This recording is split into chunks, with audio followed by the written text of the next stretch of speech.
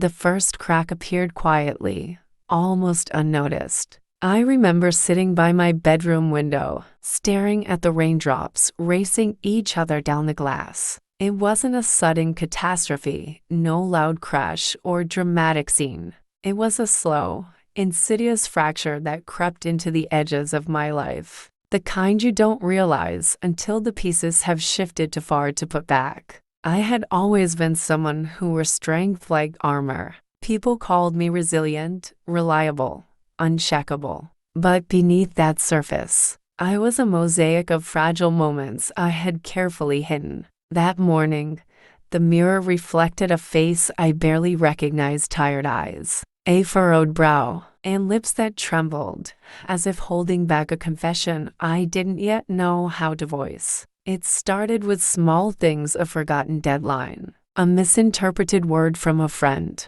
the suffocating feeling of being unseen. Each tiny disappointment layered itself on the last, like cracks forming on an old, weathered wall. I tried to paint over them with busyness and smiles, but no matter how hard I tried, the fractures spread quietly, relentlessly. I remember asking myself the first honest question I had dared to whisper aloud in years: am I enough? The words felt heavy in my chest, but also strangely freeing. It was the first time I admitted, even to myself, that perhaps my armor wasn't unbreakable. That morning, I didn't have an answer, only a realization that I was breaking, slowly. But maybe breaking could lead somewhere. The world outside continued its normal rhythm, oblivious to the slow crumble happening inside me. People laughed, cars honked, and life went on, but in my chest,